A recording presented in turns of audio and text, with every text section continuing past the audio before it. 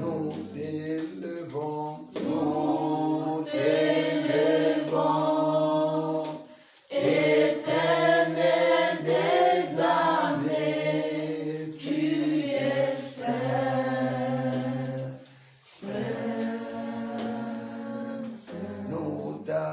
t'acclamons, nous t'acclamons, Éternel des armées, tu es saint,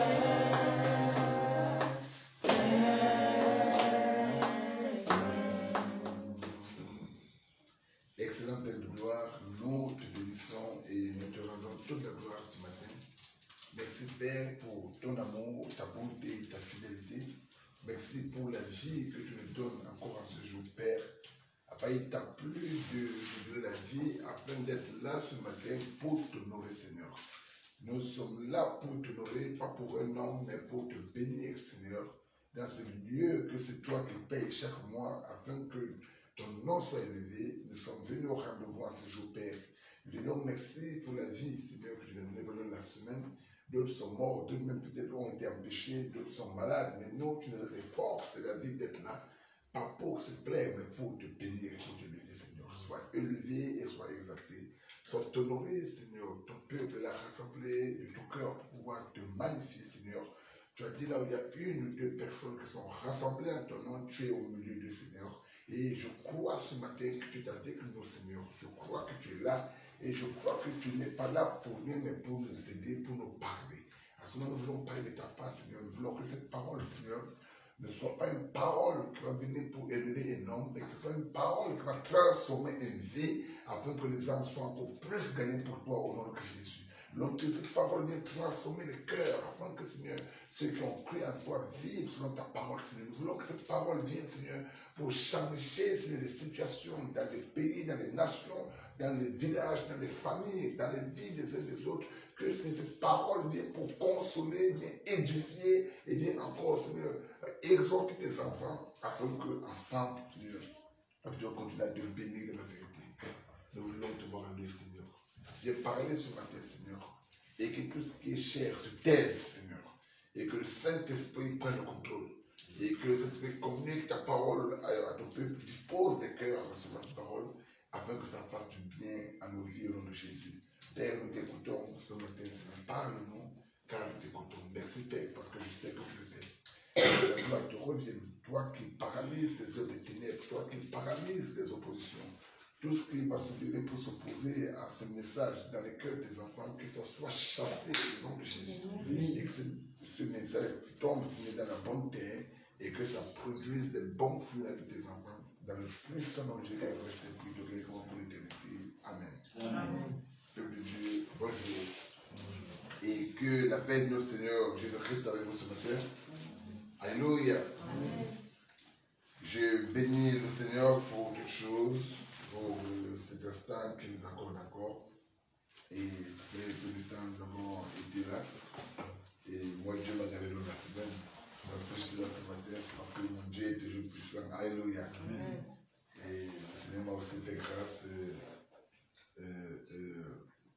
dans la semaine d'avoir un an de plus. Et ça m'a donné une très grande joie. Alléluia. Et j'ai béni le Seigneur pour cela.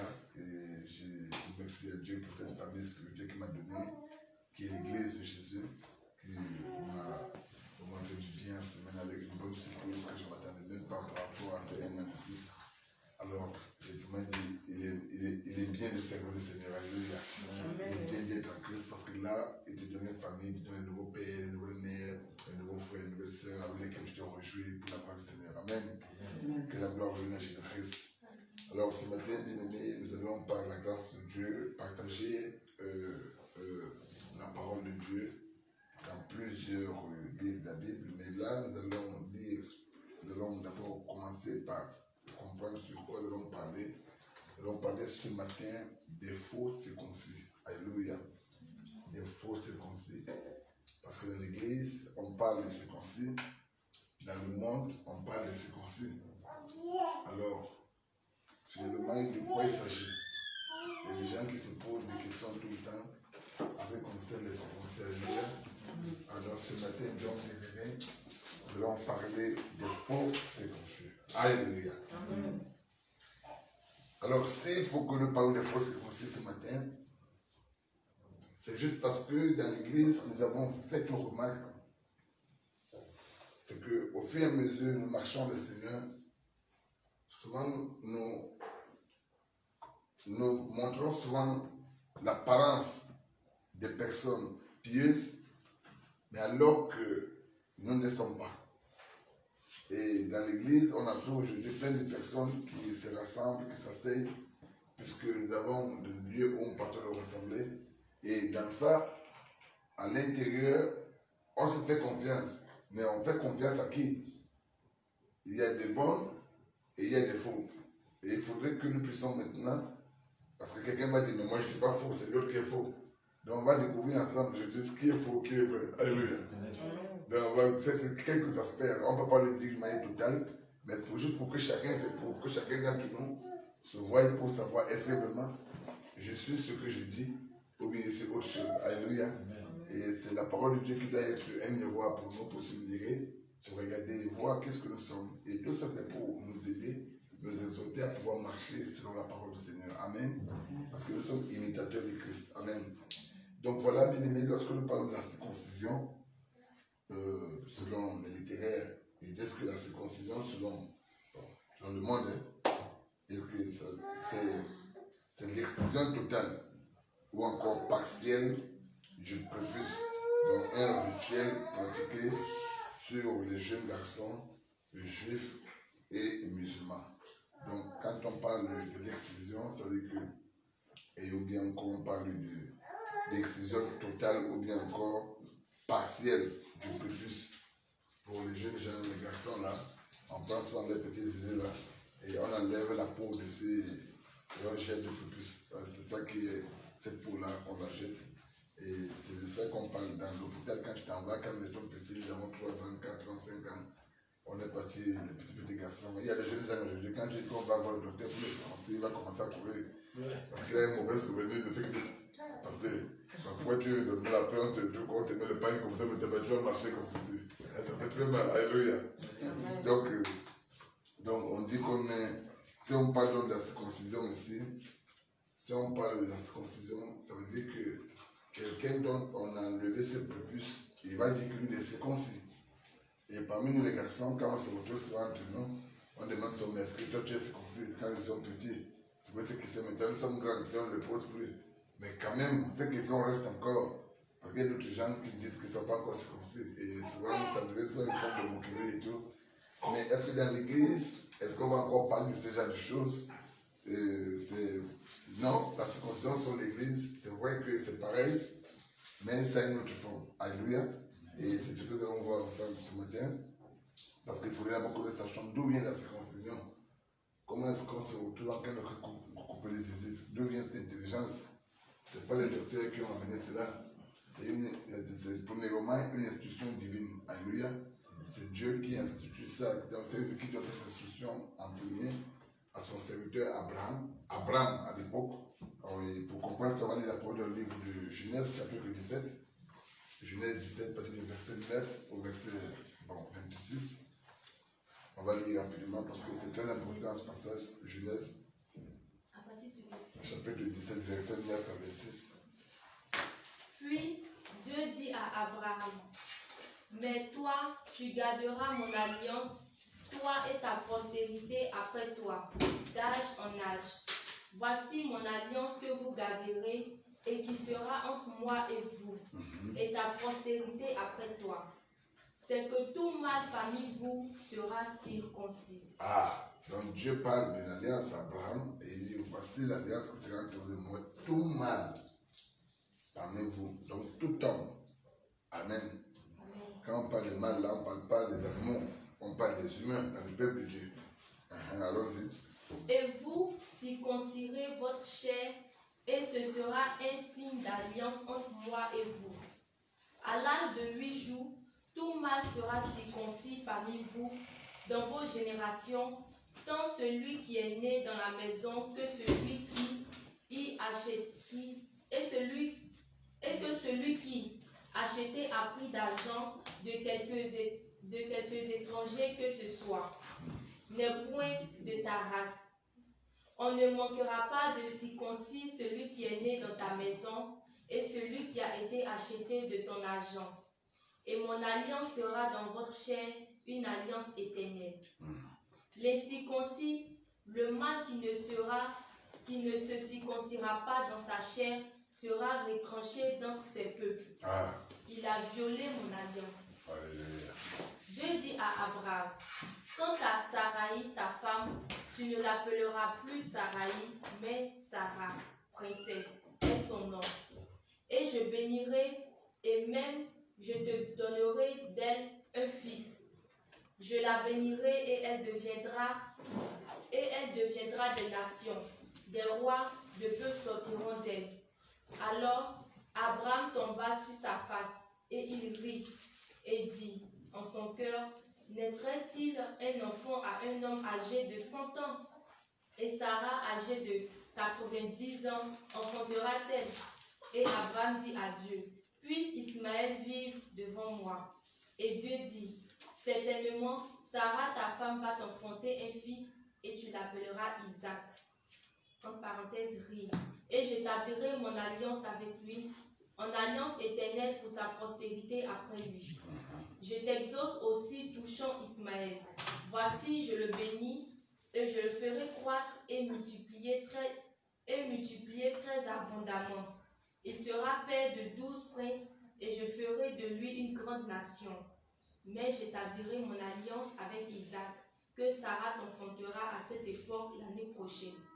Et quand il eut achevé de parler avec lui, Dieu remonta d'auprès d'Abraham. Et Abraham prit Ismaël son fils et tous ceux qui étaient nés dans sa maison et tous ceux qu'il avait achetés de son argent, tous les mâles parmi les gens de la maison d'Abraham, et il circoncit leur chair en ce même jour, comme Dieu le lui avait dit. Wow. Or, Abraham était âgé de 99 ans quand il se circoncit. Et Ismaël, son fils, avait 13 ans lorsqu'il fut circoncis. Abraham et Ismaël, son fils, furent circoncis en ce même jour-là. Et toutes les personnes de sa maison, ceux qui étaient nés dans la maison et ceux qui avaient été achetés des étrangers à prix d'argent, furent circoncis avec lui. Alléluia. Alors, ici, nous avons vu que la circoncision, Dieu a parlé d'alliance. Et normalement, tout mâle qui devait être circoncis devait faire partie de cette alliance-là. Alors, j'entends les Juifs dire aujourd'hui que non, il y a les païens. Comment les gens sont les païens? Normalement, tout le monde qui est circoncis, selon ce que nous venons de dire, devait être un Juif. Puisque tu es circoncis, alors donc, automatiquement, tu fais partie de ce peuple-là. Il y a que même les étrangers, même les esclaves, tout le monde. Donc, ça veut dire que nous sommes convertis, le fait que nous sommes tous circoncis. Donc, même si tu es musulman ou bouddhiste, c'est qu'on a coupé le petit zizi là, on a levé le truc là, ça, tu es dedans. Bon. Mais est-ce que c'est ça? La Bible nous dit ici que Dieu a parlé de l'alliance, alléluia, et il a parlé aussi du signe de l'alliance. Alors, il dit que la circoncision, voici mon alliance avec vous. Il parle donc ici, pour que nous puissions parler de la circoncision, on parle de la circoncision comme un signe. Donc, il y a deux choses ici. Il y a l'alliance et il y a la circoncision. Mais quand on va essayer de les détailler tous les deux caractéristiques, on trouve que l'alliance elle-même d'abord, elle devient comme un symbole ou encore une idée. Et la circoncision, elle, ici à son niveau, elle devient comme la mise en pratique. C'est comme un architecte qui prend l'initiative de pouvoir construire une maison. Il fait le plan. Il dessine le plan dans une maison et le plan est là. Mais est-ce que le plan veut dire que la maison est construite? Pourquoi on parle de maison? Si tu veux faire le beau plan avec mais oh ouais, mais c'est beau. Mais on va dormir où? Il faut construire la maison. Et quand la maison est construite, c'est à ce moment qu'on parle. C'est comme dans le livre de Genèse, Dieu a créé l'homme et Adam, mais on ne les voit pas. Quand on regarde au chapitre 1, on regarde les choses au monde, on ne voit pas. Mais au chapitre 2, on va entrer et on voit comment maintenant, quelque part devant, il va aller faire maintenant quoi? La formation. Donc il y a eu la création, moi j'appelle souvent le plan architectural de Dieu. Donc dans le ciel, l'homme existe, mais sur la terre, physiquement, il n'existe pas encore. Mais il faut que Dieu forme maintenant l'homme. Ici, c'est pareil. Dieu va parler avec Abraham. Il va dire Abraham à l'époque, il va lui parler de l'alliance que lui, il va maintenant avoir avec son peuple. Mais il dit que cette alliance-là sera caractérisée ou bien encore, ça se fera avec la circoncision. Et que pour qu'un homme puisse dire qu'il est dans l'alliance en question, il faudra que tout mâle, sont les mâles qui doivent être circoncis. Mais ça m'a touché, je me suis posé la question. Et les femmes, elles vont faire comment? Je comprends pourquoi en Guinée, au Mali, au Gambie, les femmes ont fait l'incision là-bas. Vous savez qu'ils ont fait encore l'incision jusqu'à présent. Moi, j'ai été en 2009 en Gambie. J'ai trouvé un monsieur devant moi comme ça, il a incisé ses enfants. Les plus petits enfants, les enfants peuvent. Il a incisé les petites filles. Bon, je ne sais pas quelle est la loi qu'ils vont m'appliquer, mais ici, la circoncision était que pour les hommes. Pour ici. Mais peut-être qu'on va découvrir autre chose après. Amen. Parce que le soir, c'est de savoir les compléter le soir. Parce qu'il y a un autre truc, quelque chose d'autre qui va sortir dedans. Alors ici, donc, il y a donc, on parlait donc de la circoncision, on parlait donc de l'idée. L'idée, l'alliance qui est une idée que Dieu a donnée. Donc, pour qu'une idée maintenant soit maintenant en valeur bien aimée, il faut que l'idée soit mise en pratique. Ça, c'est l'alliance. L'alliance est l'idée et la circoncision est la mise en pratique. Alors, on va continuer très calmement. Donc, on comprend que sans signe de l'alliance, l'alliance n'a pas de valeur. S'il n'y a pas de signe, l'alliance elle-même n'a pas de valeur. C'est comme un homme qui va dire, on vient porter ça là. Entre temps, moi je regarde ma femme, je ne vois même pas l'amour entre nous. Vous croyez que ça va servir à quoi? Elle n'a qu'à porter ça, c'est son problème. Mais je ne vois pas l'amour. Donc c'est quelque chose qu'on ne voit pas. Mais ici, c'est quelque chose qu'on ne voit pas là. Alors ici c'est un peu le contraire. Quelque chose qu'on ne voit pas, on vient le voir sur... Parce que si tu dis que vraiment tu fais partie du peuple de Dieu, il faut qu'on voie les petits zizi là qu'il a coupés. Alléluia. Donc je vais poser la question, est-ce que les femmes aussi ne font pas partie de cette alliance? C'est une question qui est là. Est-ce que Dieu, pourquoi Dieu fait des trucs comme ça? Comment lui il va seulement circoncire les hommes et il va laisser les femmes? Donc, quelque part, je me suis dit que peut-être les peuples qui font ça là-bas dans d'autres pays, ils ont un peu raison. Mais on va aller découvrir autre chose tout à l'heure pour comprendre que Dieu est 1000 fois plus intelligent que nous. Alléluia. Donc, ici, bien aimé, je voulais que nous essayons de voir donc toutes ces promesses que Dieu a faites à Abraham. Abraham va se retrouver dans une situation où Dieu va lui promettre un enfant, il va lui promettre qu'il va avoir un enfant, et cet enfant-là va tarder de venir. Et on se retrouve que par la façon, je ne sais pas si c'est la façon charnelle, parce que ce n'était pas par l'ordre divin, que Sarah va demander à Abraham de partir prendre le monsieur qu'on appelle, et la femme qu'on appelle Agar, pour faire un enfant, et on va se retrouver que le monsieur qu'on appelle Ismaël va naître. Alors, mais ce qui me fait du bien, c'est que Abraham se retrouve en train de coûter tout cela.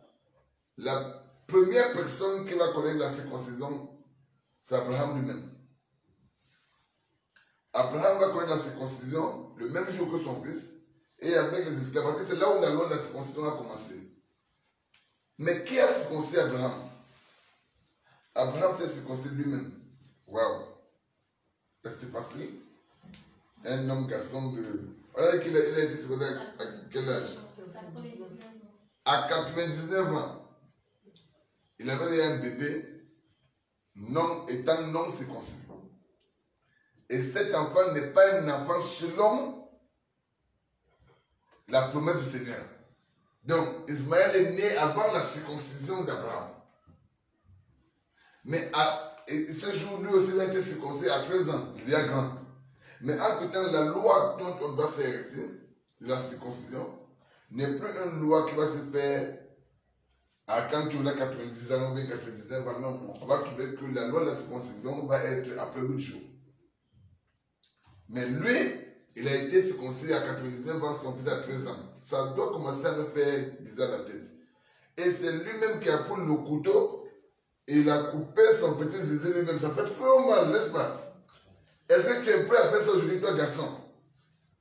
Quel garçon aujourd'hui, à l'âge de 30 ans, 40 ans, lui-même va prendre ses yeux comme ça, ouvrir, prendre le couteau pour se couper le prépuce? Ça fait mal, non? Très bien. Aujourd'hui, nous allons découvrir c'est quoi couper le prépuce. Alléluia. C'était une entrée dans ma matière pour que nous comprenions ce que Dieu préparait. C'était l'homme des choses à venir. Mais on va aller un peu plus calmement. Alléluia. Donc nous trouvons donc que il a fallu que pour que Abraham entre dans la promesse, il y a quelque chose qui s'est produit. Il a fallu d'abord la circoncision pour que lui il entre dans la promesse que Dieu l'a faite. Dieu a promis un enfant. Mais Abraham n'est pas encore circoncis. Il s'appelle encore Abraham. Mais pour que le monsieur ait la promesse, il faut que Dieu change et son nom, mais il faut qu'il soit circoncis. Donc, la circoncision va jouer un rôle très important. Parce que le fils de la promesse doit naître. Mais il ne doit pas naître quand Abraham est encore dans l'incirconcision. Il doit naître quand Abraham est dans la circoncision, pour que maintenant, la promesse ait de la valeur et que maintenant ça puisse être actif. Alors on se retrouve donc que Isaac maintenant va naître aussi après la circoncision. Mais il y a une duel maintenant à la maison. Maman Sarah avec maman Agar commence maintenant à discuter la guerre de la chefferie ou bien encore la guerre de l'héritage. C'est que les mamans vont être très loin. Toi tu as qu'à dormir tranquille, elles sont en train de calculer quand le monsieur va mourir, qui va prendre l'héritage. Entre-temps, la loi des Juifs disait que quand quelqu'un est mort, le papa n'est plus, c'est le premier fils, normalement, qui doit être l'héritier. Alors maintenant, s'il faut que maintenant on parle de l'héritage d'Abraham, qui va être son héritier? Il y a un problème. Le fils de la promesse, il est, selon Dieu, c'est son premier fils. Mais Ismaël est né selon l'ordre de Sarah. Alors, qui va maintenant hériter le bien d'Abraham? C'est un problème, non? Vous voyez où la société a commencé? La société que vous voyez dans nos familles aujourd'hui, que les mamans, monsieur qui a marié deux femmes, se retrouve que l'autre maman va envoûter les enfants, l'autre va tuer tous les enfants pour que ses enfants soient intelligents. Ça a commencé depuis le temps d'Abraham. Mais ici, Dieu va régler le problème facilement. Parce que lui, il n'est pas dedans.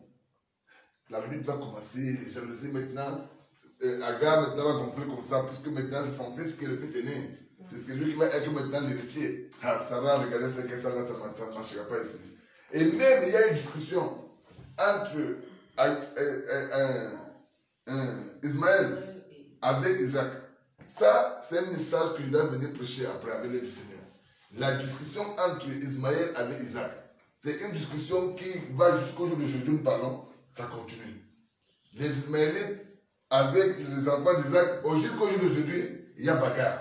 Et on va en parler pour que le monde ouvre les yeux pour voir que les guerres que nous voyons là, ce n'est pas les guerres qui sont commencées à commencer sur affaire du sexe. Et ça va aboutir maintenant à autre chose dans les nations. Alors donc, nous trouvons donc que c'est cet Abraham-là qui va se retrouver donc à quelqu'un de connaître cela. Et ce n'est pas bon discuter.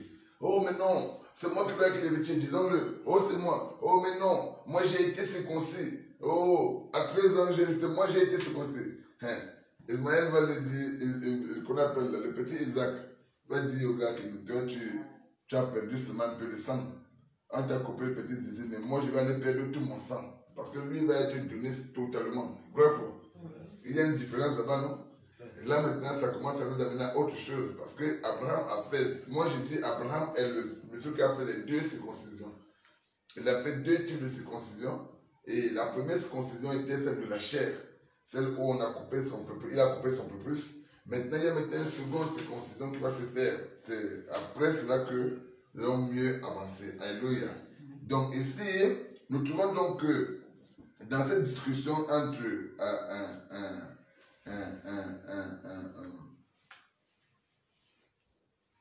Ismaël avec Isaac, il a fallu que la réalité, parce que Dieu est un Dieu d'ordre, il faut que l'ordre soit quand même. Si c'est le fils héritier qui devait être l'enfant de l'incirconcis ou bien l'enfant de circoncis, Dieu va trancher la chose. Et on trouve qu'effectivement, le monsieur qu'on appelle Abraham, son fils Ismaël ne faut pas être héritier de sa maisonnée. Parce que quoi?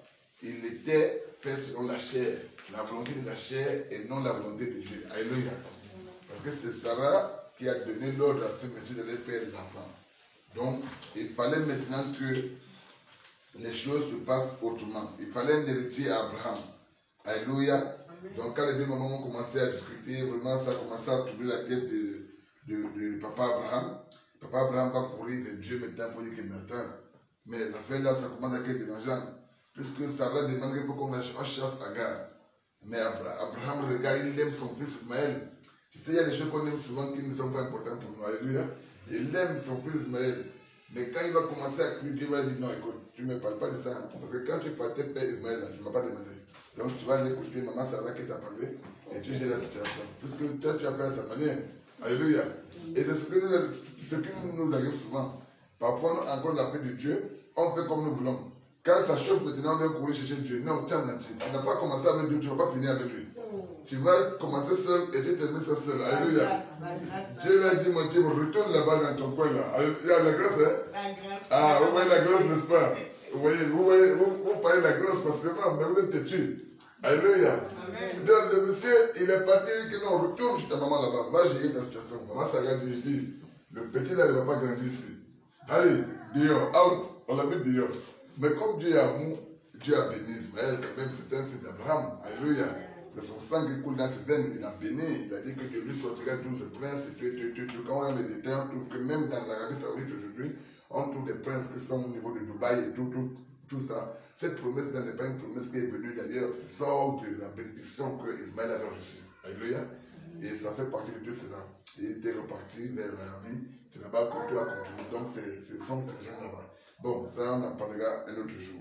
Donc nous sommes toujours dans cette affaire de l'héritier, du circoncis et de l'incirconcis. Alléluia. Parce que Ismaël se disait qu'il était circoncis avant Isaac. Mais Isaac va lui dire, mon petit, calme-toi. Je te dis que toi, tu n'as donné qu'une bouteille de sang, mais moi, je donne tout mon sang dans peu de jours là. Alléluia. En te donner tout le sang, et donner, même si on partait voir les démons, je dis qu'on partait chez les petits chers. Toi qui donnes un peu de sang là, et d'autres qui donnent beaucoup de sang, qui on va regarder? On va regarder celui qui a beaucoup de sang, donc sûrement que Isaac va aller avoir raison. Bon, mais il y a quelque chose qui m'intéresse, c'est la circoncision. Et je sens qu'elle est tournée pour t'amener à comprendre, voir la différence entre les œuvres de la chair et les œuvres de l'esprit. Alléluia. Ce qui est charnel et ce qui est spirituel. C'est là où on veut aller aboutir. Parce que nous sommes face à une situation, nous parlons de faux circoncis dans l'église de Jésus. Alléluia. Est-ce que Isaac était un réel circoncis? Est-ce que Ismaël était un faux circoncis? Bien sûr. On trouve que la circoncision, maintenant, si nous partons regarder la loi elle-même, nous trouvons qu'effectivement, comme je vous l'ai dit, on va parler de ça du devant, on va parler de ça au culte du soir. J'ai juste voulu commencer avec ça un rapport avec une pratique qui se fait dans l'église que normalement ça ne devrait plus se faire. Mais avec l'aide du Seigneur, on va développer ça le soir pour que nous essayons d'avancer. Amen. Donc, comme je disais, Isaac avec Abraham vont commencer, avec Israël vont commencer à discuter et ça va essayer de les déranger. Alléluia. Maintenant, ici, la Bible nous dit que lorsque Abraham devait se retrouver en train d'obéir à Dieu et qu'il fallait donner son fils Ismaël, comment on appelle ça? Isaac à Dieu, nous avons vu ensemble que Isaac n'a pas dit non à cela. Il a compris qu'il devait le sacrifier et autres. Mais il y a quelque chose qui m'a touché dans cette affaire, c'est ça qui m'intéresse dans toute l'histoire. Prendre le couteau et se couper les zizi, comme on a dit là, enlever les prépuces, ça fait très mal, n'est-ce pas? Mais prendre ton enfant et aller le mettre sur le terre et l'égorger, entre les deux, qu'est-ce qui fait plus mal? Égorger. Pourquoi? Il va mourir. Alléluia.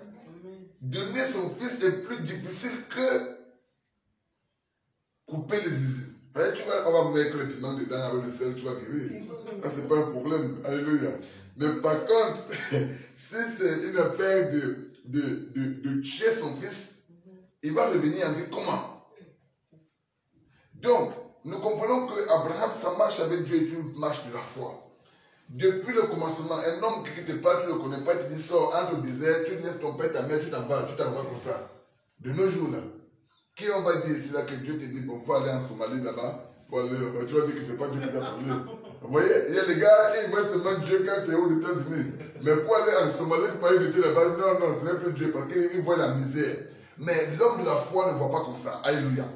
Un homme de foi, lui, il croit en Dieu. Il sait que ce que Dieu a dit là, et si Dieu m'a dit, va en Somalie, avec quelque chose à accomplir en Somalie qui va glorifier son nom. Papa, ne regardons pas toujours ce que nous allons gagner. Alléluia. C'est ça qui est le problème. Mais c'est ce qui est pour la gloire du Seigneur qui est important.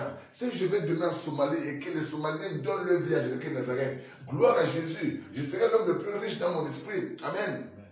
Mais nous souvent, on regarde à ça. Mais Abraham a été un homme de foi. Alors maintenant, il se retrouve que le monsieur avec lequel il marche, il a fait une promesse d'un enfant. L'amour d'Abraham, voilà que Ismaël est parti. Donc ça va d'abord faire mal, bon, c'est pas grave. Et Dieu est fidèle. Mais Isaac est là. Et Dieu lui dit maintenant, donne-moi ce Isaac. Alors, je suis sûr qu'ici, où nous sommes tenus, il y a des hommes qui ont cherché des enfants pendant des années.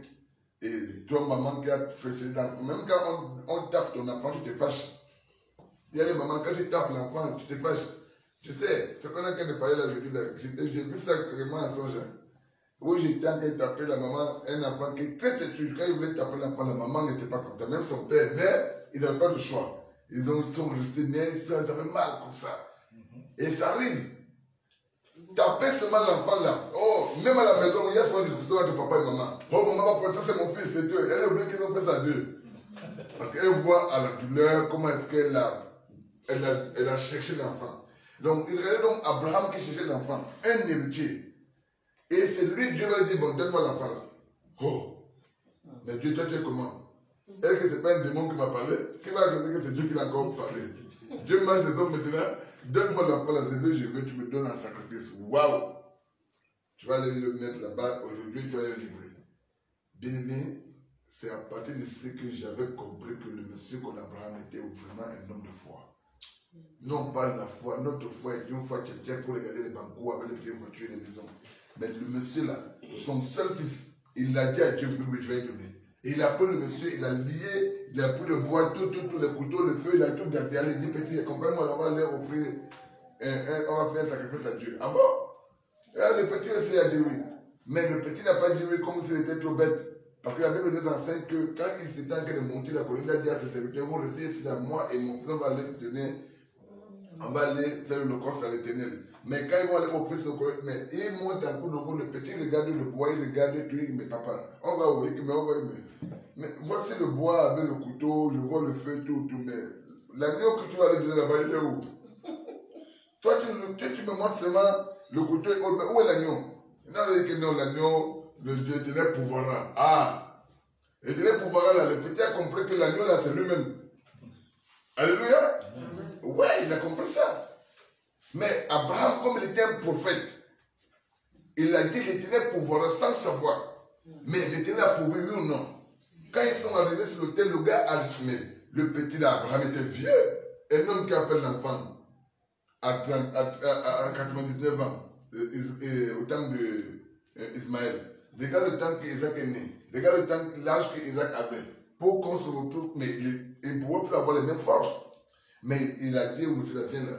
Mais le petit aussi est venu de la soumission. Ça, c'est un autre message qui est là-bas. Il s'est donné comme ça. Allez, papa l'a attaché. Au moins, il vous mettez à l'égorger. La prophétie d'Abraham est en train de s'accomplir.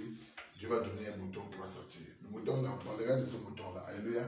Ça, c'est un message qu'il veut partager et avec les chrétiens et avec les musulmans. Pour qu'on comprenne d'où sort le mouton-là. Et là, peut-être, on va arrêter de faire la fête du mouton. Amen. On fait la fête du mouton sur la base de ce mouton. Et il faudrait qu'on prêche là-dessus et qu'on ouvre les yeux du peuple pour que les gens se réveillent.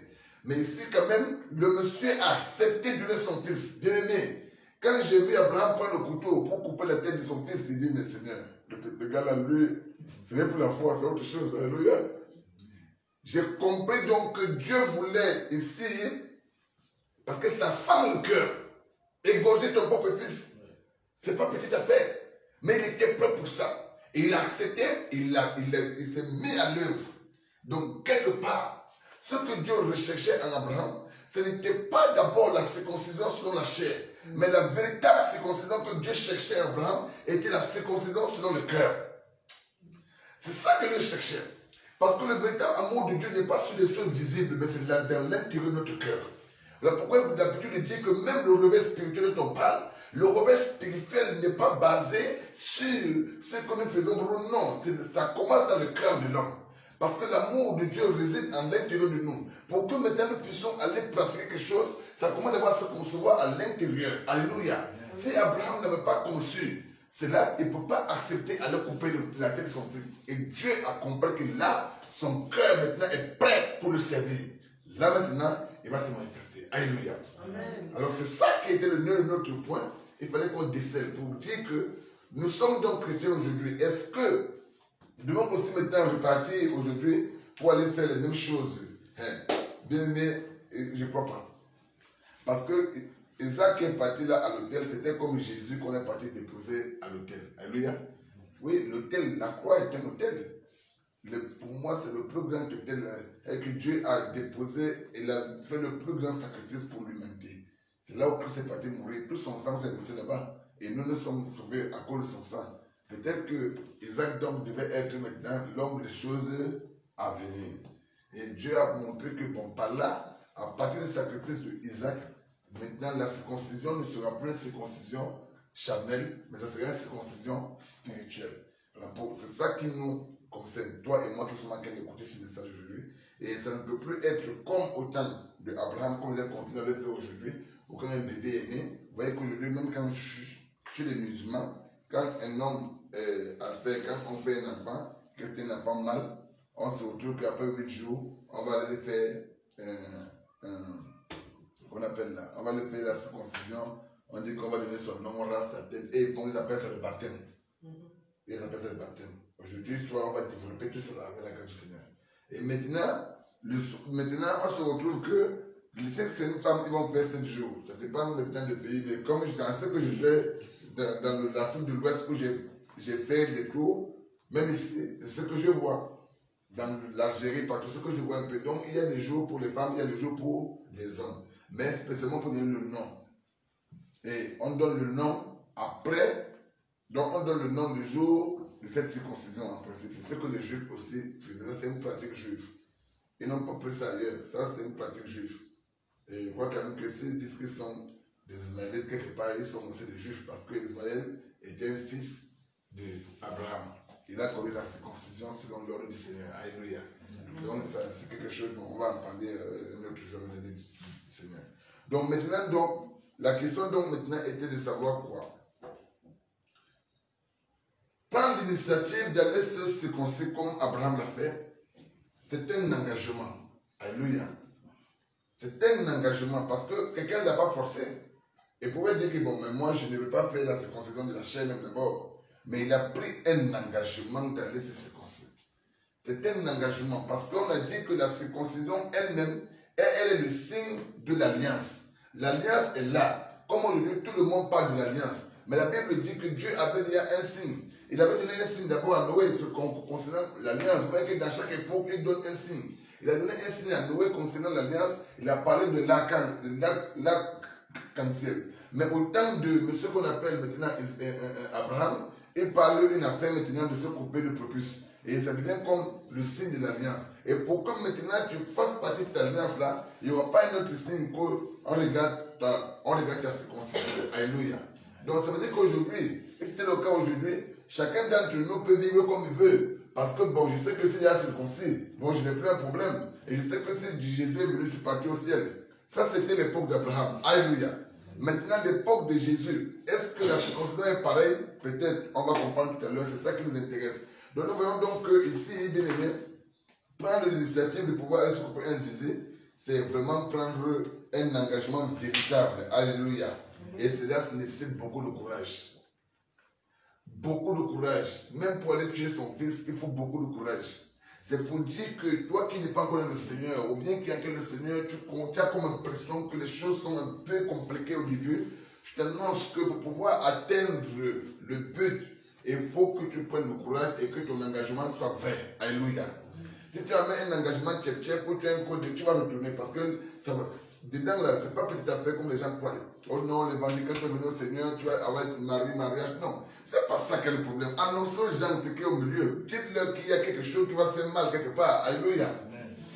Mais comment est-ce qu'on va devenir roi sans qu'on ne passe par la mort? Jésus, pour être roi, il passe par la mort. Il ne peut pas être entré dans la royauté sans passer par le sacerdoce, passer par le sacrifice. Il y a le sacrifice qui est là. Donc, essayez. Nous allons maintenant lire la parole de Dieu dans le livre de Matthieu, chapitre 26, rapidement. Bon, rapidement, parce qu'il y a quelques points qu'on doit partager. Matthieu 26, du verset 26 à 29, que c'est la Bible nous dit à l'intérieur. On a essayé de couper les trucs parce que le temps est parti. Matthieu 26, verset. Matthieu chapitre 26, verset 26 à 29. Matthieu 26, verset 26. Et comme il mangeait, Jésus prit du pain et ayant rendu grâce, il le rompit et le donna à ses disciples. Et dit, prenez, mangez, ceci est mon corps. Ayant aussi pris la coupe et rendu grâce, il la leur donna en disant, buvez-en tous, car ceci est mon sang, le sang de la nouvelle alliance qui est répandu pour plusieurs pour la rémission des péchés. Très bien. Jésus prit du pain, il a coupé le pain, il a fractionné, il a béni toutes choses. Il dit, prenez ceci. Il leur donne le vin. Il dit, buvez ceci. Et ceci est mon sang. Mon sang qui s'est versé pourquoi? Pour la rémission des péchés. Oui, et pour la rémission des péchés et autre chose là.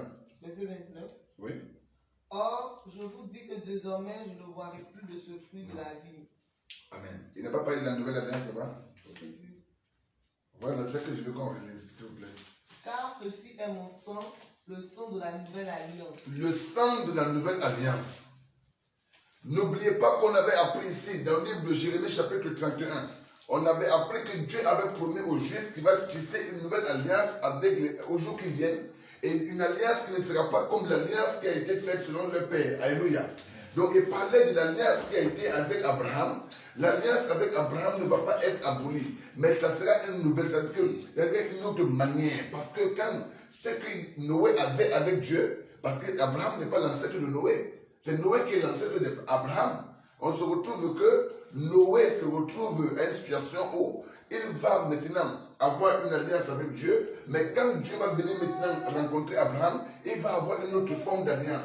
Maintenant, Dieu va parler par la bouche du prophète Jérémie que maintenant il y aura un temps. Dans le livre de Jérémie, chapitre 31, verset 31, on trouve qu'il a fait une promesse d'une nouvelle alliance, une alliance qui ne sera pas comme les autres. Bien, il faut qu'on le dise ça rapidement, ça va nous aider. Parce que pour que tu comprennes qui tu es et qu'est-ce que tu dois faire. Parce qu'on est parfois en train de faire les mêmes pratiques que les Juifs et on est en train de se tirailler aujourd'hui, en train de se cogner, alors que nous ne sommes plus la même chose. Disons. Jérémie 31, à partir du verset même 20, si tu veux même à partir du 29, 28, 29, comme ça, les... 28. Jérémie 31, 28. Et comme j'ai veillé sur eux pour arracher et pour démolir, pour détruire, pour prendre et pour nuire, ainsi je veillerai sur eux pour bâtir et pour planter, dit l'Éternel. En ces jours-là, on ne dira plus, les pères ont mangé des raisins, des raisins verts, et les dents des enfants en sont agacés. Donc il y aura plus un temps où les papas ont péché et leurs péchés vont tomber sur nous. Jamais. Mais chacun, Alléluia. C'est très important. Allons-y. Verset 30. Mais chacun mourra pour son iniquité. Chacun mourra pour son péché. Tout homme qui mangera des raisins verts, ses dents en seront agacées. Ce n'est pas que mon père a fait la sorcellerie et sa sorcellerie va tomber sur moi. La loi dit dans le livre de Exode chapitre 20 qu'au moment où il dit que je punirai de la première jusqu'à la quatrième génération pour ceux qui me détestent. Maintenant, Dieu, donc ça veut dire qu'on avait appris ici la fois dernière comment Zaché a payé la quatrième partie et qu'il paye 4 fois. Il connaissait cette loi. Mais il y a une chose qui est là. La loi devait être toujours en train d'exister du moment où Zaché n'est pas encore converti. Alléluia. Maintenant, Dieu avait prophétisé par Esaïe, par Jérémie, qu'il y aura un moment où maintenant cette pratique ne sera plus comme ça. Si papa a fait sa sorcellerie et qu'il ne s'est pas converti, la sorcellerie reste avec lui. Il n'est pas question qu'il fasse ses alliances et que ça vienne tomber sur nous. Donc Dieu va maintenant montrer un moyen où, que de la même manière, l'alliance de Dieu va changer. Notre alliance avec nos parents, là où ils avaient l'alliance des démons, l'alliance de la sorcellerie, ça ne pourra plus avoir d'impact sur nous. Pour dire que parce que papa a commis des péchés et moi je vais souffrir les malédictions de mon père, je refuse ça au nom de Jésus. Amen. Comment est-ce qu'on peut rester encore à l'église et on accepte que encore les liens de famille vont venir s'asseoir sur nous, ça domine sur nous? Je refuse ça au nom puissant de Jésus. Mais à quel moment maintenant ça peut avoir de la valeur? C'est là la question. Continuons d'abord. Verset 31. Voici les jours viennent, dit l'Éternel, que je traiterai une alliance nouvelle avec la maison d'Israël. Je traiterai une alliance nouvelle avec la maison d'Israël. Et avec la maison de Juda. Non comme l'alliance que je traitais avec leur père. Oui. Au jour où je les pris par la main pour les faire sortir du pays d'Égypte. Oui. Alliance qu'ils ont violée. Et toutefois, j'avais été pour eux un époux, dit l'Éternel. Mais c'est ici l'alliance que je traiterai avec la maison d'Israël. Après ces jours-là, dit l'Éternel, je mettrai ma loi au-dedans d'eux. Et je l'écrirai dans leur cœur. Et je serai leur Dieu et ils seront mon peuple. Alléluia. Dieu maintenant promet, ça c'est depuis le temps de Jérémie. L'alliance ne sera plus une affaire où ça serait les idées coupées. Non, frère. Maintenant, ma loi sera dans leur cœur. Parce que pour aller couper les idées, il faut d'abord écouter la parole de Dieu. Alléluia. C'est cette parole de Dieu qu'on va mettre en pratique. Donc ici, Dieu voulait amener le peuple de Dieu à pratiquer quoi? Sa parole. Observer sa parole et aller maintenant la pratiquer. Voilà pourquoi on a dit que l'alliance est une idée, un symbole, mais par contre, la circoncision maintenant devient la mise en pratique. Donc les questions que quelqu'un qui a écouté, c'est on pourrait dire que l'alliance, les signes de l'alliance étaient volés, ne vole pas. Donc d'office, je dois pratiquer cela. Là où on parle de voler, je ne rentre pas dedans. Alléluia. Ce n'est pas une affaire de couper les aisés, non. Mais ça c'est à quoi de couper les aisés et je vole? Ça c'est à quoi de couper les aisés et je me retrouve en train de mentir, en train de faire la sorcellerie, en train de tromper les gens, en train de escroquer. Ça c'est à rien. Donc il y a un problème. Et Dieu savait qu'ils ont violé la loi. Ils avaient tous les aisés coupés, mais c'était des bandits. Et dit que ça va changer. Parce qu'ils ont violé ma loi et je vais ramener les choses maintenant dans autre chose. Je mettrai dans leur cœur ma parole. La loi de Dieu sera dans le cœur. Voilà pourquoi aujourd'hui, bien-aimé, on met plus l'accent sur la parole. Comment tu es dans le Seigneur? On rentre dans le Seigneur par la parole de Dieu. Alléluia. Mais oui, c'est par la parole. Parce qu'on dit c'est pas la foi. Quelle foi? La foi vient de ce que l'on entend. Et ce que l'on entend vient de la parole de Dieu. La foi tire ses origines dans la parole de Dieu. Donc c'est par là. Et c'est là qu'il s'inscrit. Maintenant, il a promis que ça serait dans leur cœur. Les choses ne seront plus comme ils pensent d'une manière physique. Là pourquoi aujourd'hui les gens ont beaucoup de problèmes parce qu'ils ont oublié que le travail se fait à l'intérieur de soi. Alléluia. Donc, lorsque quelqu'un dit donc aujourd'hui que Jésus avait son sang pour une nouvelle alliance, effectivement, c'est une réalité. Maintenant, c'est quelle alliance? Est-ce que tu es dans cette alliance? Il y a des gens qui vont dire, oui, bien sûr, que c'est mort pour toute l'humanité. Mais attends, ce n'est pas tout le monde. Il est mort pour tout le monde afin qu'il croie d'abord un. Amen. Il y a un point. Parce qu'on ne pouvait pas faire la circoncision sans croire à la parole que Dieu a dit à Abraham. On a cru que c'est réel, c'est Dieu qui a parlé, voilà pourquoi on fait. Donc en Christ aussi, pour qu'on vienne entrer au Seigneur, on doit d'abord croire d'abord que ce Christ-là, c'est Dieu qui l'a envoyé. Ce Christ-là, il est venu mourir pour que l'humanité soit sauvée. On croit à l'œuvre rédemptrice. Parce qu'on ne parle pas de ça s'il n'y a pas de mort. Alléluia. Parce qu'il faut d'abord que Jésus meure pour que le sang coule. Donc pendant qu'il est en train de leur parler, c'est comme l'architecture. Il a déjà fait un plan, mais il dit ça va se faire. Il n'est pas encore mort, mais il leur montre ce qui va se faire. Mais il a fallu qu'il parte maintenant à la croix et que son sang coule. Et au moment où son sang coule, bam, l'alliance en question maintenant entre en valeur. Maintenant, il a pratiqué la chose qui va maintenant sauver l'humanité. Voilà pourquoi Christ, quand Pierre dit que non, tu ne pourras pas mourir, que Satan, il faut que tu là-bas. Tu veux venir me détruire de mon plan? Le plan qui a établi pour que l'humanité soit sauvée. Il parle, à ce qu'il dit à Pierre, parce que tes pensées. Donc Pierre a parlé, mais ce sont les pensées qui sont mauvaises. Les pensées du diable. Ce n'est pas Pierre qui est le diable.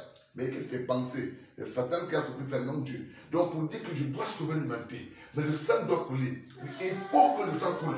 Mais Satan, s'il pouvait connaître cela, il ne devait pas accepter que Jésus, il devait prendre Jésus, parce que le sang ne devait pas couler. Mais il n'a pas compris le mystère. Voilà pourquoi même quand on a frappé que Jésus, même il n'y a même pas le corps déjà, en frappant, le sang a commencé à couler. Et même si on l'avait étouffé seulement, le sang est déjà dehors, mon frère. Alléluia. Et il fallait que le sang coule pour qu'il y ait pardon de péché. Bon. Maintenant, toi et moi, nous disons que nous sommes dans le Seigneur. Nous disons que nous savons, nous sommes dans l'alliance de Jésus.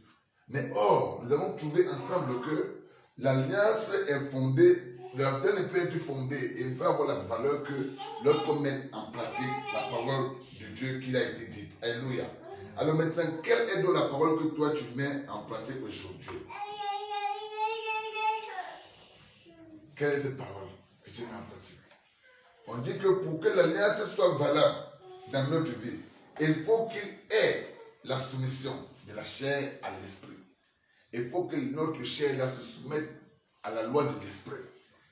Il dit que la loi de l'esprit de vie, j'ai été affranchi, la loi de l'esprit de vie m'a affranchi la loi de l'esprit de mort. Aujourd'hui, nous avons une nouvelle loi, la loi de l'esprit. Il est donc question que notre chair se soumette à l'esprit de Dieu et se soumette à l'esprit de Dieu. Donc, maintenant, quand on parle de se soumettre à l'esprit de Dieu, il y a quelque chose qui doit se faire. La Bible dit que les désirs de la chair sont contraires à ceux de l'esprit. Donc, pour que l'alliance ait de la valeur, il faut qu'il y ait une séparation. S'il vous plaît, arrêtez l'enfant. Il faut qu'il y ait une séparation. Les désirs que vous avez, on a coupé le prépuce, soyons normaux.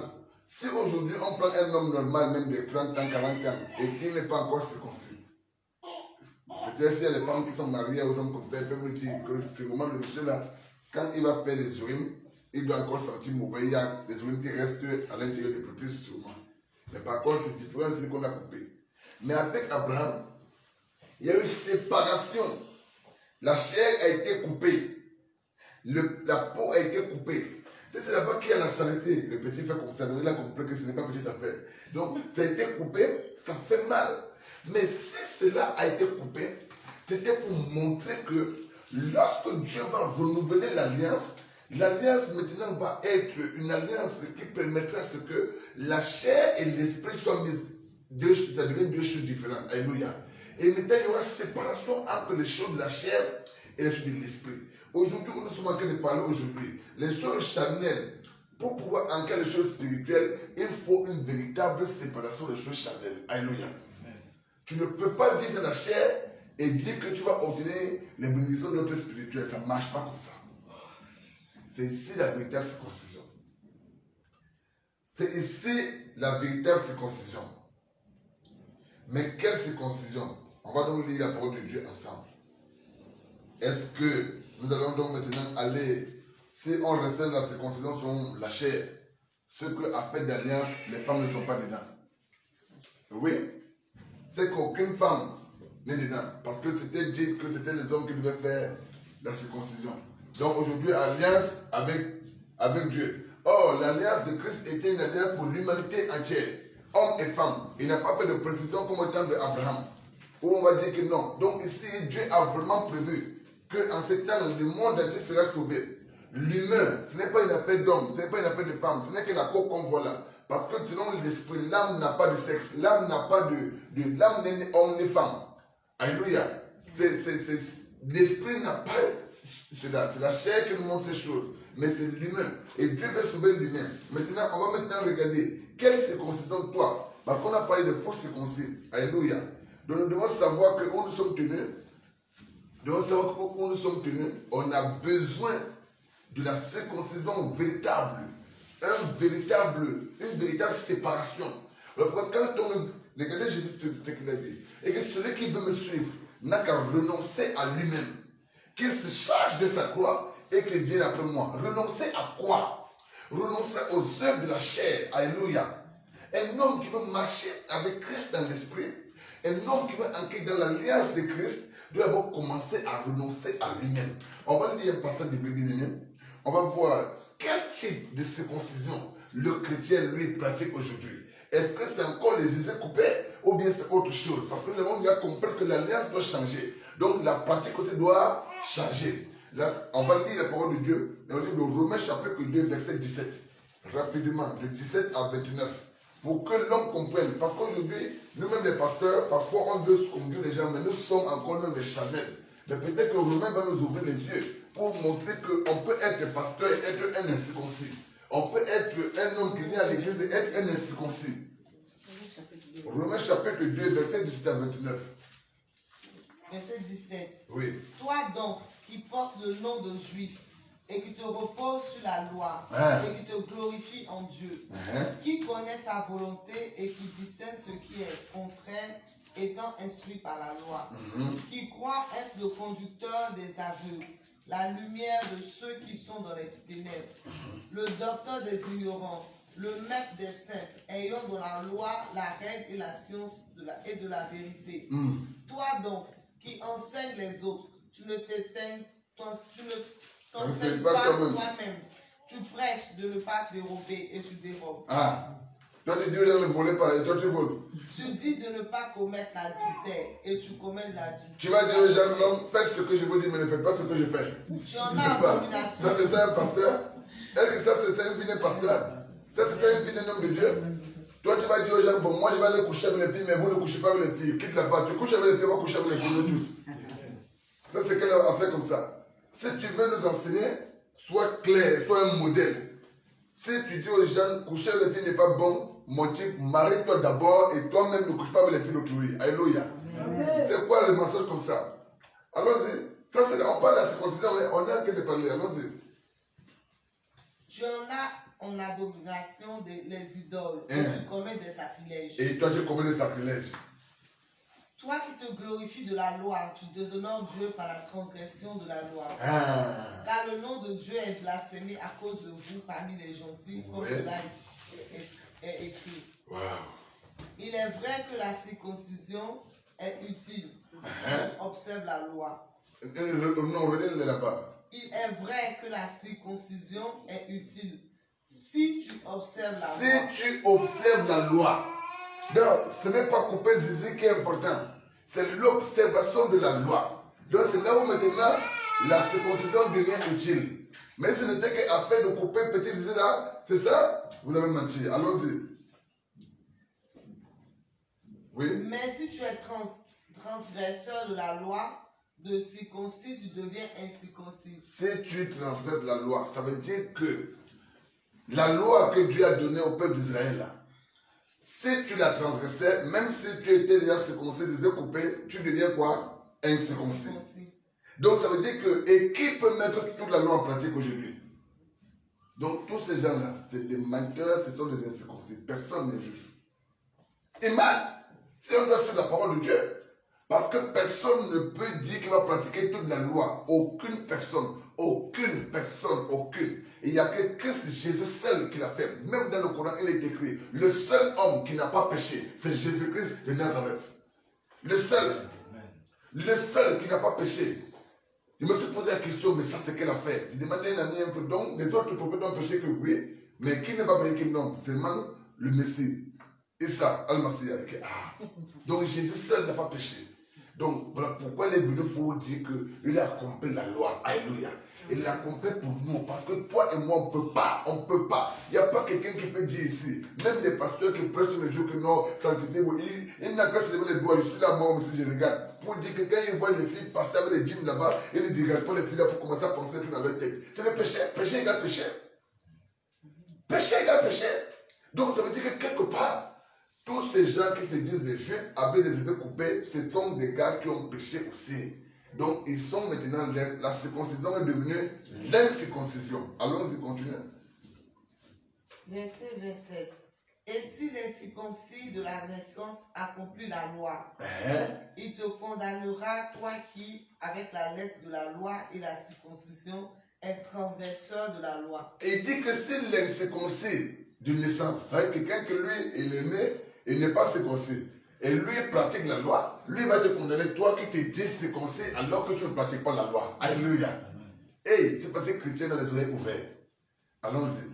Car celui-là n'est pas juif qu'il ne l'est qu'en dehors. Il ne l'est qu'en dehors. Et la circoncision n'est pas extérieure en la chair. Alléluia. La Bible dit que la circoncision n'est pas extérieure à la chair. Mais elle est où? Mais celui-là est juif qui l'est au-dedans. Et la circoncision est celle du cœur. Alléluia. Selon l'esprit et non selon la lettre. Alléluia. La circoncision est dans le cœur selon l'esprit et non selon la lettre.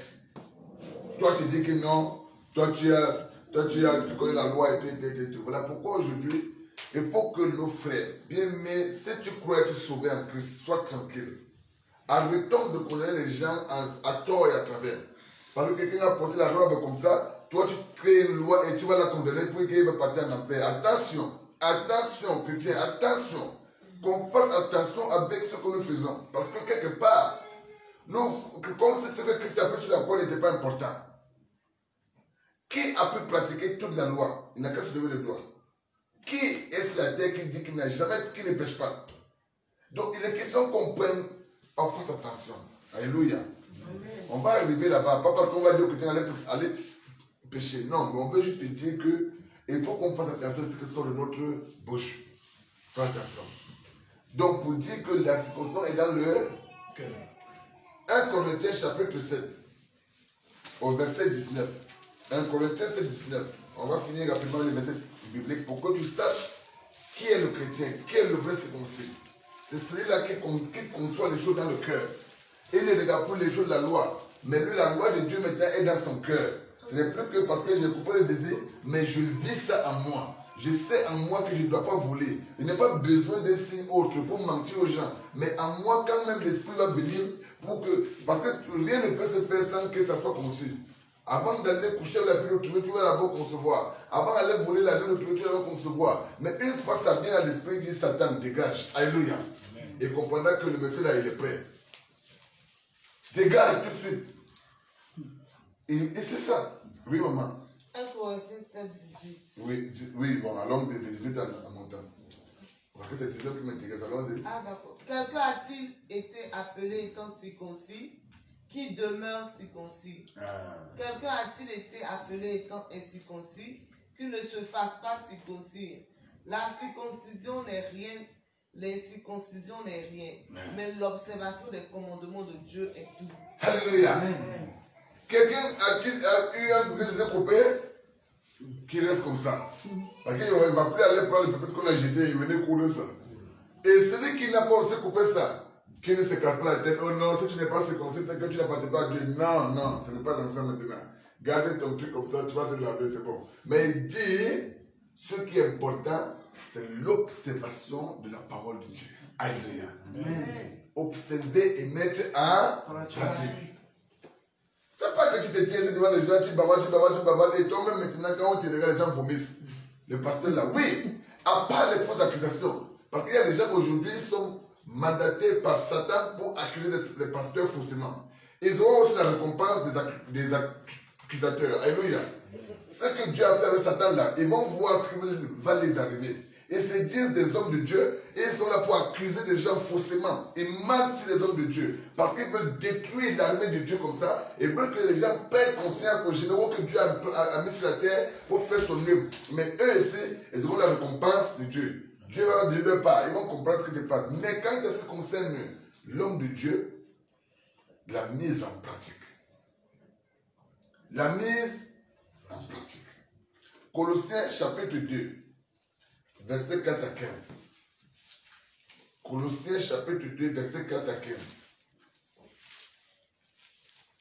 Nous sommes en train de parler de la circoncision. C'est dans le cœur. Un homme qui a un cœur de haine qu'on ne sait même pas où c'est sorti. Et dit qu'il a Christ en lui. Christ avait la haine. Ton cœur n'est pas encore circoncis. Quelqu'un qui ne peut pas pardonner les gens. Et tu viens t'asseoir avec lui pour les communier avec les gens. Tu viens manger avec les gens, tu ne pardonnes pas les gens. Et que lui, il n'a jamais pas le pardonner. Et dit que tu es un enfant de Dieu. Tu mens. Tu as un problème. Ton cœur n'est pas encore circoncis. Alléluia. Amen. Ton cœur n'est pas encore... C'est quel mal qu'on peut te faire, tu ne peux pas pardonner. Par rapport au mal que toi tu as fait à Dieu, et lui t'a pardonné. Et dit que celui qui ne peut pas pardonner quelqu'un, qui oublie que Dieu va le pardonner. Il a écrit dans le livre de Matthieu chapitre 6. Alléluia. Amen. Si tu ne pardonnes pas les gens, tu ne seras pas pardonné. et tu vas venir mentir aux gens que tu es circoncis. On peut lire Colossiens chapitre 2, verset 15, verset 4 à 15. Waouh! La lectrice n'est pas prête. Colossiens chapitre 2, je vais lire rapidement. Au nom de Christ Jésus, verset 4 à. Et dit, je dis cela afin que personne ne vous trompe par des discours séduisants. Car si je suis absent de corps, je suis avec vous en esprit, voyant avec joie le bon ordre que règne parmi vous et la fermeté de votre foi en Christ. Ainsi donc, comme vous avez reçu le Seigneur Jésus-Christ, marchez en lui. Alléluia. Marchez en lui, étant enraciné et fondé en lui et affermi par la foi, d'après les instructions qui vous ont été données, et abandonnez-en des actions et abondez en actions de grâce. Alléluia. Amen. Et dit, pressez. J'ai un problème, je ne lis pas bien, je n'arrive pas à voir ce que ça veut dire, je m'excuse. Et dit, prenez garde que personne ne fasse de vous sa proie par des philosophies et par une vaine tromperie, s'appuyant sur les rudiments du monde et non sur Christ. Car en lui habite corporellement toute la plénitude de la divinité. Alléluia. En Jésus habite corporellement toute la plénitude de la divinité. Donc ça parle de Jésus, ça fait de Christ un Dieu sur la terre. Et dit, vous avez tout pleinement en lui, qui est le chef de toute domination et de toute autorité.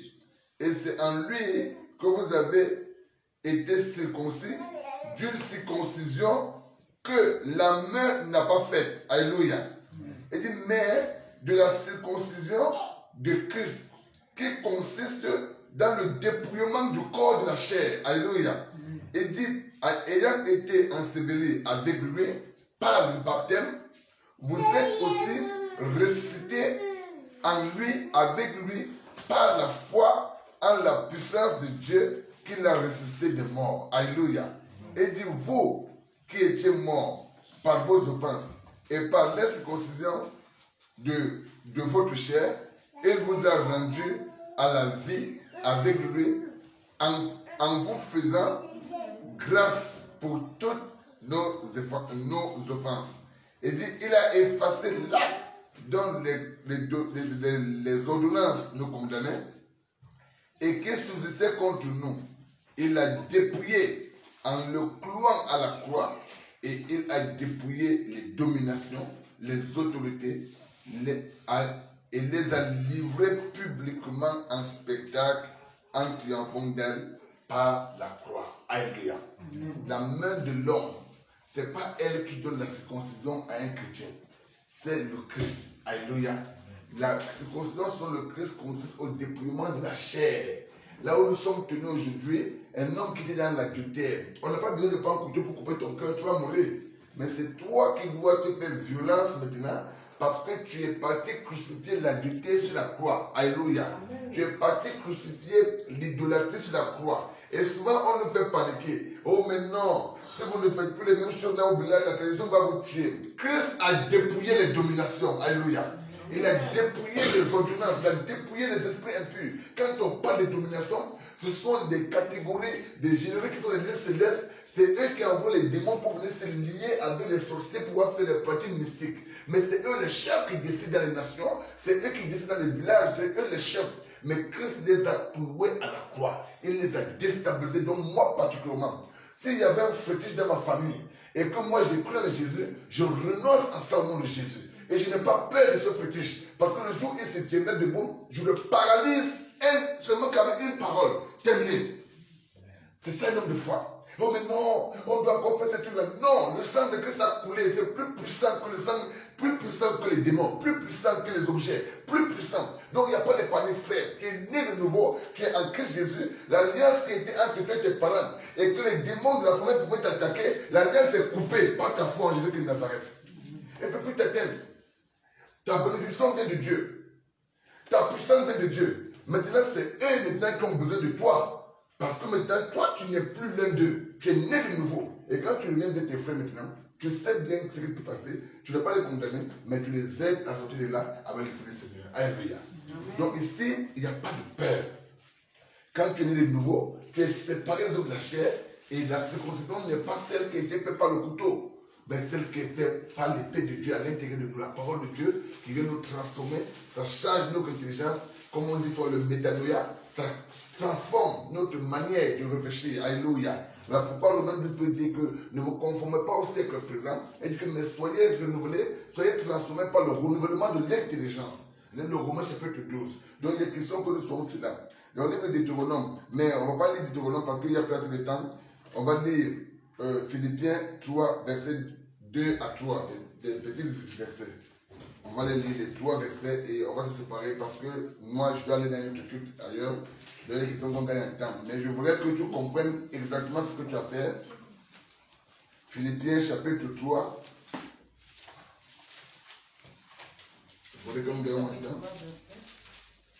Philippiens chapitre 3, versets 2 à 3. Prenez garde aux chiens, prenez garde aux mauvais ouvriers, prenez garde aux faux circoncis. Alléluia. Amen.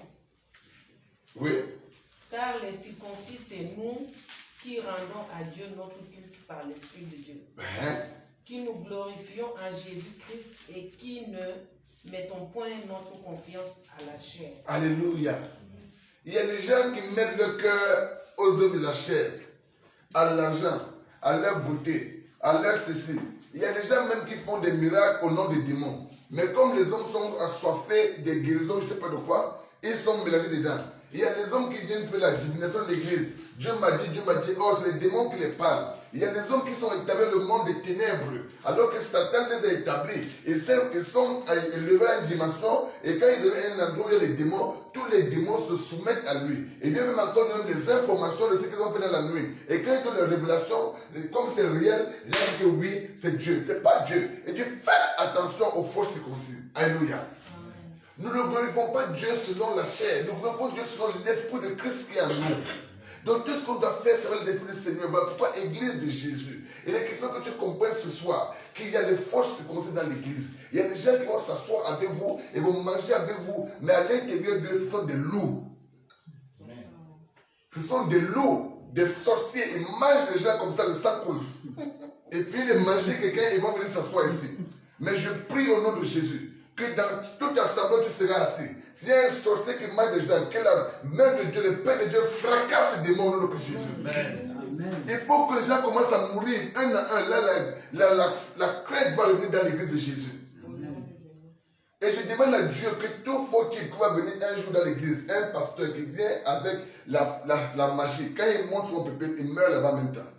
Mieux vaut que Dieu gagne son esprit, gagne son âme et que sa chair là, ça soit détruite. Que de le laisser polluer le secteur. Alléluia. Amen. Il y a des hommes qui sont dans le Seigneur, ils ont été appelés par Dieu, mais ils sont corrompus aujourd'hui. Leur esprit est corrompu par les esprits impurs parce qu'ils veulent à tout prix la gloire. Ils sont corrompus dans le milieu des fétiches. Ils veulent maintenant la gloire. Tous ces sont les fausses circoncis. Il y a l'église, mais il parle de Christ, mais il n'y a pas de Christ. Il est là pour se servir. Voilà pourquoi Christ dit quand il reviendra, ces personnes, il dirait je ne vous ai jamais connu et je ne vous ai jamais envoyé. Serviteur de l'iniquité. Faites attention, église. Il y a des fausses circoncis. Alléluia. Amen. Galates chapitre 2, versets 4 à 5. On parle que les fausses circoncis là-bas, oui, oui. Verset 4. À 5. Et cela à cause des faux frères qui tu peux commencer à partir de 1. 14 ans après, je montais de nouveau à Jérusalem avec Barnabas, ayant aussi pris Tite avec moi. Et ce fut d'après une révélation que j'y montais. Je leur exposai l'évangile que je prêche parmi les païens. Je l'exposais en particulier à ceux qui sont les plus considérés, afin que ne pas courir ou avoir couru en vain. Mais Tite, qui était avec moi et qui était grec, ne fut pas même contraire de se faire circoncis. Et cela à cause des faux frères. À cause des faux frères Qui s'étaient furtivement introduits et glissés parmi nous pour épier la liberté que nous avons en Jésus-Christ, avec l'intention de nous asservir. Au verset 5, nous ne leur cédons pas un instant et nous résistons à leurs exigences afin que la vérité de l'évangile fût maintenue parmi vous. Alléluia. Amen. Il y a les faux gens qui disent qu'ils ont cru en Jésus, mais ils voulaient encore exiger aux gens qui ont cru au Seigneur d'aller se faire circoncis. Paul dit que ça ne marche pas comme ça. Alléluia. Il dit que ça ne marche pas comme ça. Aujourd'hui, il y a des gens aujourd'hui qui sont en Christ, ils veulent encore à tout prix pratiquer la loi comme au temps des Juifs. Non, frère, il faut connaître ce qui est réel. Ce qu'on doit pratiquer, ce qu'on doit plus pratiquer. Alléluia. Voilà pourquoi l'Église a besoin d'être enseignée. Voilà pourquoi il est question qu'aujourd'hui le message véritable soit prêché et que l'Église soit réveillée. Parce que si les gens ne sont pas enseignés, ils vont se retrouver avec les personnes qui croient qu'ils sont en train de faire ce qui est la parole de Dieu. Par contre, non. L'apôtre Paul dit qu'ils n'ont pas cédé même l'occasion de pouvoir réussir ceux qui sont quelqu'un de fait. Ils ne vont plus aller encore être encore les esclaves de la loi. Alléluia. Deutéronome, chapitre 10, verset 16 à 17. Il dit ici, Deutéronome, chapitre 10, oui, au verset 16 à 17. verset 16, il dit: Vous circoncis donc votre Non, cœur. Vous circoncirez donc votre cœur et vous ne roidirez plus votre cou. C'est ça, non? Car l'Éternel, votre Dieu, est le Dieu des dieux, le Seigneur des seigneurs, le Dieu grand, fort et terrible, qui ne fait point exception des personnes et qui ne reçoit point de présent. Alléluia. Qui fait droit à l'orphelin et à la veuve, qui aime l'étranger et lui donne la nourriture et des vêtements. Alléluia. Bien, c'est bon? Oui, bien, maman, c'est bon. Il est question qu'on comprenne que c'est le cœur qui doit être circoncis. Même Deutéronome chapitre 30, au verset 6, et te parle de la circoncision de cœur. Est-ce que vraiment notre cœur est circoncis aujourd'hui? Il y a des gens qui ont un beau parler. Quand ils parlent, tu as comme l'impression que non, il n'y a pas un homme qui prêche comme lui. Mais son cœur est pourri. Il est méchant de cœur. Il ne peut même pas partager. Il a la haine des autres. Les gens qui prêchent l'évangile, ils sont pasteurs, mais ils ont la haine entre eux. Et ils parlent de la circoncision. Où est votre circoncision, Église de Jésus? Verset 6. Oui. L'Éternel, ton Dieu, circoncisera ton cœur et le cœur de ta postérité. Alléluia. Et tu aimeras l'Éternel, ton Dieu, de tout ton cœur et de toute ton âme, afin que tu vives. Alléluia. Amen. Ça, c'est depuis le temps de la loi. Dieu avait promis que le peuple là sera circoncis de cœur. Et même sa postérité. Donc, quand Christ doit venir, qui est la postérité d'Adam, il doit maintenant venir pour venir apporter la circoncision. Donc, bien aimé, lorsque tu dis donc maintenant que tu es serviteur de Dieu, tu vas te trouver en train de partager la nourriture spirituelle avec les enfants de Dieu, le pain du jour avec les enfants de Dieu. Tu te retrouves que toi, ton cœur est pourri. Frère, attention. Voilà pourquoi beaucoup d'entre nous sont malades, d'autres sont morts. Selon ce que Paul a dit dans le livre de 1 Corinthiens chapitre 11. Quand tu iras à la maison, va lire Galates chapitre 5. Lis tout le chapitre de Galates chapitre 5. Tu vas comprendre la circoncision. Alléluia. Tu vas comprendre qu'est-ce que tu ne dois pas pratiquer. Frère, il est question que l'Église se réveille. Et que tu regardes comment tu vis, comment tu parles. Est-ce que tu es circoncis? Regarde comment tu parles. Regarde comment tu te comportes. On ne voit pas un changement. Tu es en train de vivre comme si c'était des païens. Il faut que tu changes. Amen. Amen. Le cœur. Le cœur. Ma prière pour nous ce soir est que nos cœurs soient circoncis au nom de Jésus. Amen. Ma prière est ce soir qu'on ne soit plus en train d'être des tonneaux vides, mais qu'on soit des réels hommes convertis au nom de Jésus. Amen. Que lorsque l'homme nous regardera, qu'on ne voit plus les choses visibles, mais qu'on voit Christ en nous. Alléluia. Qu'on voit Christ bien-aimé. On ne dit pas que nous sommes en Christ parce que je parle la langue. Même les démons parlent la langue maintenant, plus que tout le monde. Il est question qu'on voit Christ dans ta vie. Un véritable circoncis est quelqu'un qui vit selon l'Esprit du Seigneur. Dans son cœur, on voit la pureté, on voit la vie de Dieu, on voit la vie de Christ. C'est en ça qu'on reconnaîtra que lui, il est de Dieu ou pas. Pas parce que j'ai porté un costume et ça qu'elle prêché que je suis un grand pasteur. Non. On dit véritable pasteur, celui-là qui a l'amour du Seigneur et l'amour des âmes. Celui-là qui est en train de mettre en pratique la parole de Dieu et être un modèle dans le peuple. Et ça permet à ce que Dieu l'utilise pour que le peuple soit sauvé. Alléluia. Mais pas celui qui est en train de tyranniser les gens. Nous ne sommes pas convertis, il faut qu'on reste à la maison. Mais si nous disons que nous sommes convertis, que notre cœur soit circoncis aujourd'hui.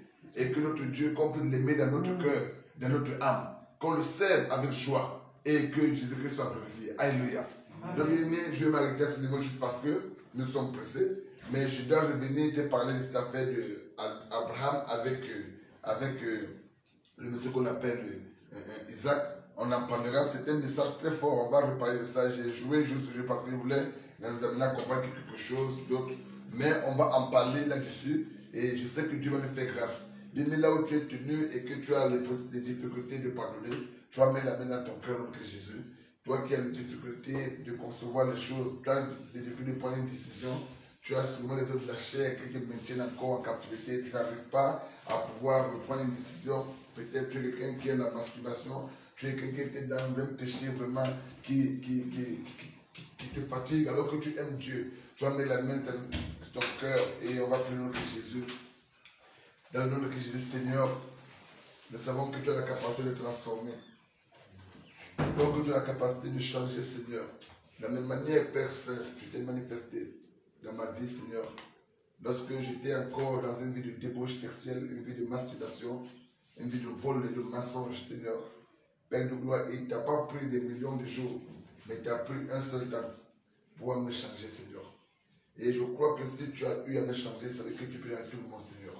Ma prière ce matin est que de la même manière tu m'as touché, Seigneur. Que ce soit ceux qui sont ici dans cette salle, que ce soit ceux qui le regardent par internet, Seigneur. Que ton esprit les touche aussi, Seigneur. Et que tu leur accordes la grâce. La grâce aujourd'hui, Seigneur. Que le sang de Jésus-Christ, ton Fils, commence à purifier leur cœur maintenant. Là où le cœur était endurci, Seigneur. Là où le cœur était dur. Là où le cœur était attaché encore aux os de la chair. Que maintenant, le sang de Christ intervienne. Et que par la puissance du Saint-Esprit, que Seigneur, ce lien qui était connecté entre l'esprit et la chair soit brisé au nom puissant de Christ Jésus. Libère les vies ce soir, Seigneur. C'était peut-être essayer souvent de vouloir laisser ce qu'ils font, mais je crois que l'Esprit de Dieu qui m'avait parlé dans mes toilettes, Seigneur, ce jour quand j'étais en train de vouloir me masturber, tu m'as parlé puissamment. Tu m'as dit, Christian, tu as parlé 3 fois, Seigneur, je me rappelle cette voix. Elle a encore la capacité de parler, qu'elle parle à un frère et une soeur dans les nations ce soir, qu'elle parle à une personne à cet instant où je parle, Jésus, qu'elle parle dans le cœur de quelqu'un qui avait encore un cœur Dieu, qu'elle parle maintenant, que cette parole se fasse entendre dans ses oreilles, Seigneur, que cette parole se fasse éclater dans sa vie, que cette parole se touche une vie au nom puissant de Jésus.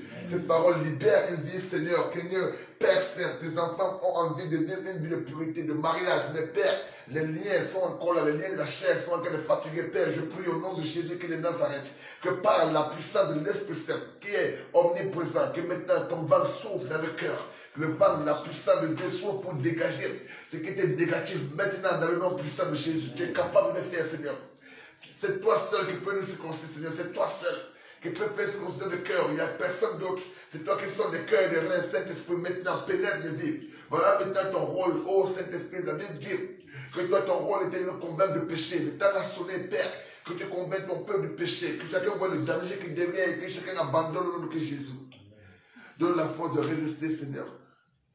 Pendant ce temps où tes enfants sont en train de lutter, là où tes enfants sont en train de lutter, celui-là qui est dans sa chambre se dit, mais qui va le toucher? Mais c'est ton Saint-Esprit qui peut le toucher maintenant, Seigneur. Touche le cœur ce matin. Touche les vies. Touche les vies, Seigneur. Que d'ici les jours qui viennent, que tes enfants se tiennent comme je me tiens toujours pour témoigner ta gloire. De comment tu m'as libéré des chaînes de l'impudicité, des chaînes de la masturbation, des chaînes de l'arnaque, du mensonge, des chaînes de bagarre, là où tu m'as libéré de toutes ces violences, Père, qu'aujourd'hui, le même esprit se manifeste et que ce témoignage sur des nations dans notre Jésus. Amen. Tu es un Dieu puissant, Seigneur. Tu n'as pas changé. Le temps a sonné. Glorifie ton nom dans ce milieu. Et que chaque personne qui t'écoute dans ce jour, Seigneur, reçoive ta grâce, ta faveur. Que tu bénisses tout et chacun. Et que, Père, ceux qui sont là avec des maladies, que ton esprit les touche et que tu les guérisses au nom de Jésus. Amen. Guéris les malades, libère les paralytiques, Seigneur. Ceux qui étaient stériles, libère, Seigneur. Aujourd'hui, libère de la stérilité. Tous ceux qui sont stériles, qui n'arrivent pas à avoir des enfants, Père Saint, si ta volonté est qu'ils aient des enfants, que maintenant, Seigneur, la fécondité soit leur partage au nom de Jésus. Amen. Là où ils étaient stériles financièrement, matériellement, et qu'ils n'arrivaient pas à réaliser des choses, Père, que cette stérilité soit paralysée au nom de Jésus. Amen. Et qu'ils commencent à produire des bons fruits au nom de Jésus. Là où, Seigneur, ils sont des prédicateurs de l'évangile et que la parole qu'ils prêchent n'a pas d'impact sur les vies, qu'à partir d'aujourd'hui, Seigneur, leur langue se délie au nom de Jésus. Et que, Seigneur, toute parole qui sortira de leur bouche soit ointe du Saint-Esprit. Et que ça touche les vies et que les vies soient sauvées au nom de Jésus. Père, merci parce que tu opères les miracles dans la vie des enfants. Aujourd'hui, nous sommes en train de parler. Il y a des personnes qui t'écoutent par ce message et qui n'avaient pas encore cru Jésus. Je te dis merci parce que, Seigneur, tu les gagnes en Christ au matin au nom de Jésus. Je te dis merci parce que tu libères tes enfants des chaînes, des ténèbres. Merci, Seigneur, parce que tu nous libères ce matin, tu nous guéris. Merci, Seigneur, pour la guérison de ces âmes et la guérison physique de tes enfants. Béni sois-tu, sois élevé au-dessus des situations, au-dessus des cœurs endurcis, au-dessus, Seigneur, de tout ce qui était négatif. Je te lève, toi seul le Saint, de tout puissant qui a la capacité de me transformer. Fais-le maintenant pour le retenir. Sois béni pour l'éternité. Au nom de Jésus, je t'ai prié, te prie pour l'éternité. Amen. Amen. Que Dieu vous bénisse et que